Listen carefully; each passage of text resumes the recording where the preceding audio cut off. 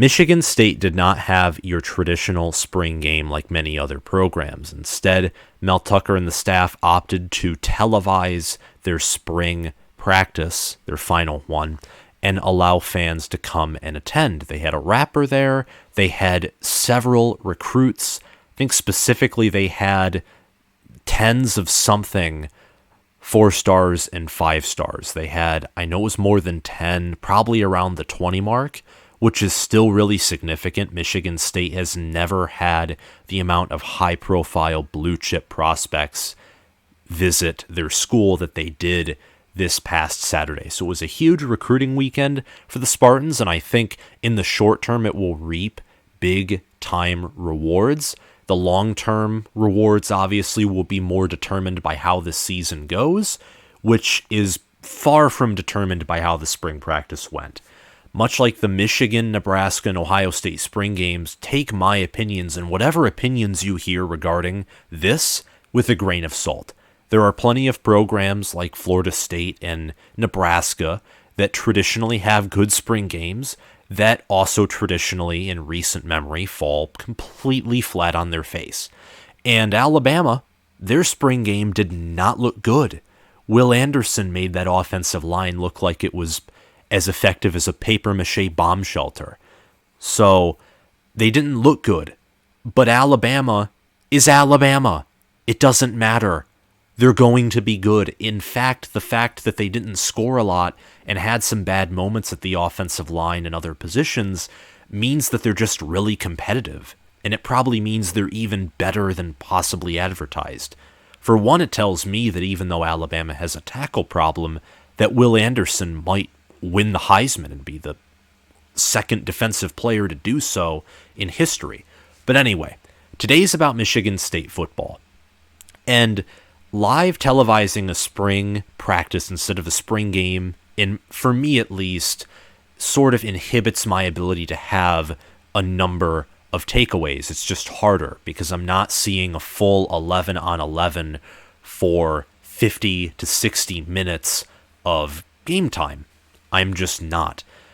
So I'm going to be using an article by the Detroit Free Press to kind of mend in with some of my takeaways and my opinions as well, and that's what we're going to be doing today. The spring practice was a combination of position drills for every position, obviously. The offensive line, more specifically, was the one that was focused on the most, as there was a 7-on-7 drill at which the offense worked against the defense as just linebackers and defensive backs, while the offensive line was trained separately. And also there was an 11-on-11 scrimmage that occurred and a 2-minute drill at the end. So that's basically what the spring practice was. There was a 2-minute drill in which there was a 4th and 16 with 15 seconds to go to get into field goal territory, and Thorne delivered a pinpoint pass to Reed on a crossing route, and Reed fell right into a massive hit by Darius Snow, which jarred the ball free, and it was an incomplete pass, and the defense won the 2-minute drill, which if you're a Spartan fan, having a secondary player, 1, make a big-time play, 2, in what would be a clutch position, 3, that's awesome. You want the secondary to stand out, and you want the secondary to massively improve. Because even though they weren't as bad as some advertised this past season, especially when it came time against bigger and better offensive opponents, it was a massive failure. I can't remember the last time C.J. Stroud, an Ohio State QB or a Purdue QB, had the stats that Aiden O'Connell and C.J. Stroud produced against that secondary. I just can't. They're probably records to a certain degree in their own right. It was phenomenal. I'm saying this as a Michigan fan. It was phenomenal watching how that secondary got torn apart, and also how the defense overall for Michigan State this past season wasn't even bad. I'd say it was actually above average, because the front seven was one of the better front sevens in the nation. But again, that's going off a little bit on a tangent. The spring practice, of course, seemed to overall be more of a success than not, as it should be, and as per usual for most programs. What wasn't usual, I would say, was the recruiting success, but we'll get into that a little more. So these are some of the takeaways that I have. Michigan State obviously does have a lot of momentum. That's why it's listed up there, whether it's recruiting, whether it's on the field. I'd say in both. When you go from 2-5, when you go from 2 wins in 2020, and it's the same story with Michigan, but again, this is a Michigan State video. When you go from 2 wins to only 2 losses, that breeds momentum on the field and off the field, whether it's with recruiting, your current players, your current and or future staff. You think Brandon Jordan would have loved to join the staff if the team went 6-6 or 5-7? Probably not as much as he did when it was 11-2. I mean, there's momentum that surrounds Michigan State football. There just is. It's in the same way that there's momentum surrounding like Ohio State and Michigan now. I would go as far to say that. Harbaugh getting that interview from the Vikings killed some of Michigan's momentum. Ohio State has had a lot of momentum, but they had, because of their loss to Michigan, they had one of their more disappointing seasons. Michigan State was the most surprising, and when it came to improving their record and doing what they did, they could, depending on who you ask, contend for the most impressive turnaround of 2020 to 2021. It'd be either them or Michigan, and they beat Michigan. So there's a lot of momentum that surrounds Michigan State. So, but now that we've gotten over that, and we'll get into recruiting, trust me, at the end, because I think it's in good fitting that we finish off with recruiting, which I think was the most positive thing from the event. First and foremost, let's talk about the defense, specifically the defensive line and linebackers. The defensive line looked loaded in the middle. Michigan State had some edge rushers that were out. They've also lost Jacob Panashuk, Drew Beasley, and Drew Jordan to graduation. So they were limited at defensive end, but you have Chris Bogle and Jeff Pietrowski, who are likely going to be your starters at defensive end.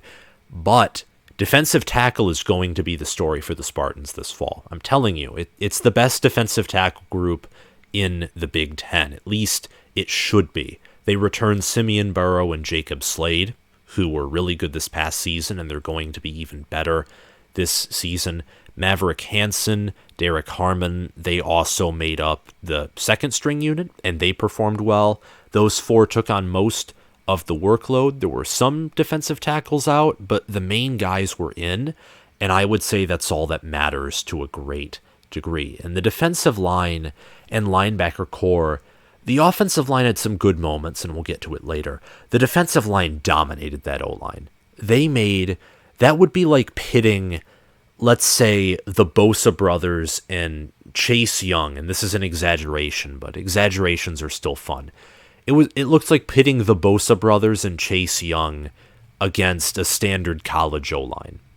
That's what the D-line versus the O-line looked like. The defensive line is obviously the more physical unit, the more talented unit, the more experienced unit, and a lot of that's due to injuries at the O-line. But regardless, if you're to look at this past season, the defensive line this past season was also far superior to the offensive line. Chris Kapilovic has a lot. He has a lot to work with. He has a big job as the offensive line coach. It was not good under D'Antonio, and he's still rebuilding it. But the defensive line, to get back to them, it was phenomenal. I think the defensive line and the linebackers, which we'll get to now, are going to be the best units of the Spartans this season, and that's including quarterback and wide receiver. But I think the defensive tackles and linebackers, those are your positions to look at for this coming season. The back 7 also mixes it up. This is another section from the Detroit Free Press article, which I will link down below, and I encourage you to read it. What defensive coordinator Scotty Hazelton did to mask some defensive and depth issues could be a glimpse into the future of his offense. And this is talking about how MSU went with 3 linebackers at times as opposed to their normal 4-2-5 defense that they run. Went with 3 linebackers at times, sometimes lining up one as an edge rusher or dropping another into coverage to line up with their traditional defense. So, as I mentioned in one of my previous Spartan videos, Michigan State, their linebacker core, partially because of losses at defensive end and weakness at secondary, which is not going to be entirely fixed in 1 year. I don't care what anyone says. That secondary, it's going to take more than a year to completely fix. And as a result, you have to have a do-everything linebacker core. The linebacker core has to have some guys who maybe for some plays can go step by step with wide receivers and tight ends and cover them perfectly. And that's what Aaron Brule and Jacoby Windman are able to do, especially Brule. Brule was able to go step for step with, I think, a wide receiver, and I think it was Jeremy Bernard, correct me if I'm wrong, who is a freshman, granted, but he still went step in step and perfectly covered the pass. And Jacoby Windman as well is a very good player. You can't forget Quavarius Crouch, who did not participate in spring practice. He's a good player. Cal Halliday's a good player.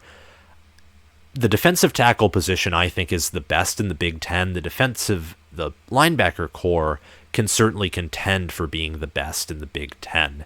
Though, with how deep the linebacker cores of several Big Ten teams are, it is pretty hard to tell this early. So it's encouraging. The defensive line and linebacker cores look resilient, and the secondary is for sure improving as well. And we're not going to touch a whole lot on that, nearly as much as the defensive line and linebacker, because I thought there was a lot more to those two groups than there was to the secondary. But the secondary made some nice plays. Chester Kimbrough got some reps outside of cornerback, which is where he normally plays. Xavier Henderson obviously played, at safety, which is his normal position. He was the best player on Michigan State's secondary this past year. Darius Snow made that great play on that 4th down where he knocked the ball out and won. He won the 2-minute drill for the defense. The secondary, I still think, is going to be a unit where there are some issues. You obviously have Amir Speed coming in, and he might contend for being the secondary's best player along with Henderson. And I say that because when you're on that Georgia roster, I don't care that he was a 3-star or even that he was a second stringer, because he was. I think he started out early and then got benched, and that's why he transferred, because he's looking for playing time. He's not going to be, the best Big Ten cornerback. There are going to be cornerbacks on a lot of different Big Ten teams who are probably better, in my opinion. But it doesn't matter. They need depth. There's a lack of depth at secondary. Last year was a mess, so they got out and they got a guy who can do something for them in a year. And I think Amir Speed can certainly be that guy. He has size, he has technique. So the secondary, I think, is improving. Will it be great or even good? I don't think so. But I don't think you're going to see to the same degree. You're not going to see 500 to mid 400 to high 400 to 500 yards allowed per game in passing. You're not going to see that, in my opinion. The offensive line, though, I think, is going to replace the secondary for being a unit that needs attention to it. It's going to replace them as the most struggling unit, I think. And that's because of injuries. The offensive line on its own and numbers game are the sections that I'm going to partially read for this. Michigan State's offensive line featured six healthy linemen. That's disgusting. That's horrible, atrocious. And when I use those words, I'm not pointing them at Michigan State. I'm almost, in a certain sense, in a weird way, empathizing. It's bad because a lot of those guys who sat were veterans, guys with playing experience. So they're going to be likely delayed in development. Some of the guys featured are walk-ons and guys that once the starters who have that delayed development are healthy, they're not going to see playing time. The offensive line, not even by its own fault, is bogged down. It's off schedule. And this is what happens in life. Things get off schedule. It happens to all of us in our normal lives. It happens in football. I think the offensive line is in big, big trouble. And I'm saying that even as they had some plays where they opened up holes for Jalen Berger and for Jordan Simmons, where they did have their bright moments.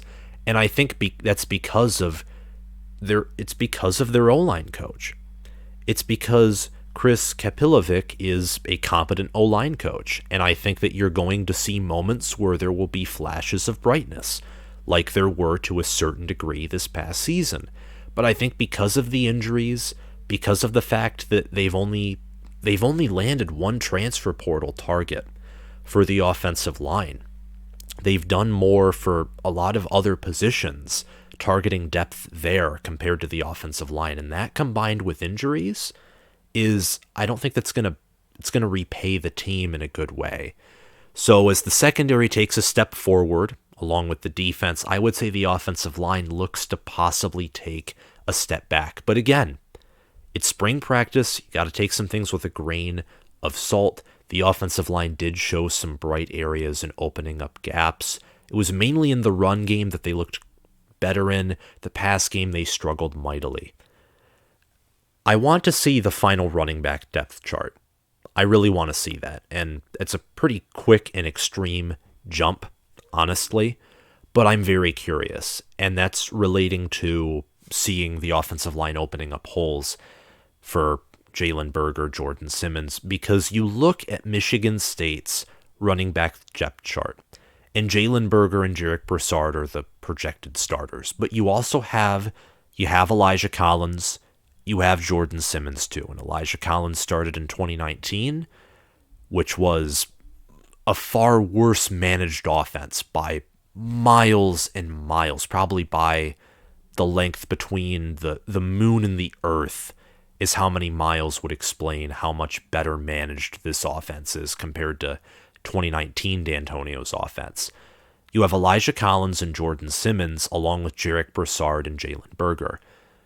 That's a deep running back room. That is a deep running back room. Not only do you have experience from Broussard and Collins mainly, you also have potential in Jalen Berger, who by star rating I think is the highest ranked out of all of these guys. And you have Jordan Simmons, who showed some flashes from this past season and in spring practice of what he can be. So Michigan State has an underrated running back. They have an underrated running back room. Call it what it is. And I don't think any of those guys are going to be as elite as Kenneth Walker is. But Jarek Broussard can certainly contend to be a great running back, possibly even an elite one with what he did with Colorado's poverty offensive line. So they have, call it what it is, they have a good running back room, and combining that with a good QB room and a good wide receiver room, which I think is the third or second best in the Big Ten, competing with Maryland behind Ohio State, but still a really good wide receiver room and a good tight end room. Michigan State they're really good all around at skill positions on offense. It's only the offensive line that's the question on offense. They're well managed, they're well coached, they're well developed, and they have talent on offense, which is a first for Michigan State teams really since the 2014-15 season. And that's it, involving the passing game as well, which was the next point, but I kind of tied it in. The passing game, it had some of its moments where it struggled. Part of that was because what seemed to be upgraded defensive play, though, along with worse offensive line play. A lot of Peyton Thorne's success was due to the massive run threat that Walker provided. It's why Michigan State, quote-unquote, abused the flea flicker play, because why not? It's ingenious. When you have a threat like Walker, you convince, well, what it is, it's like play action. You convince your opponent you're going to run. They're scared because it's Kenneth Walker. Whoops, you're passing to a great group of wide receivers. Big play. It's why Michigan State was so explosive. And because of the offensive line being injured and Walker leaving, and it's Michigan State's defense against their offense, so they know some things that opposing defenses aren't going to necessarily know.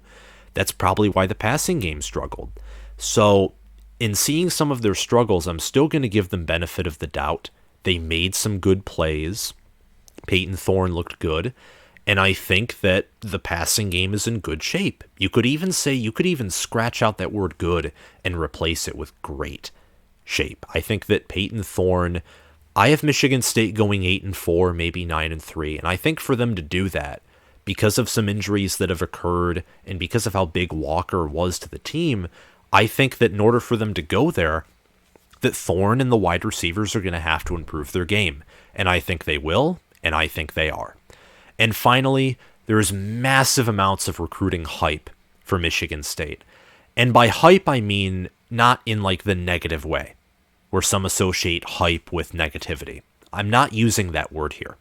I'm using this word to describe that Michigan State recruiting is getting a lot of attention. Michigan State is getting an unbelievable, an unheard of amount of attention. And it should not be ignored. It cannot be ignored, and I'm going to speak as a Michigan fan for a few seconds. It cannot be ignored by my university. You are treating Michigan like you are in an arms race with them, and we are not reciprocating, at least from what I can tell. Maybe I'm wrong because I'm not a program insider. Michigan isn't stepping up to the plate as seriously as you are. And you're in a full-on arms race, and Michigan is sadly not devoting the resources it could be.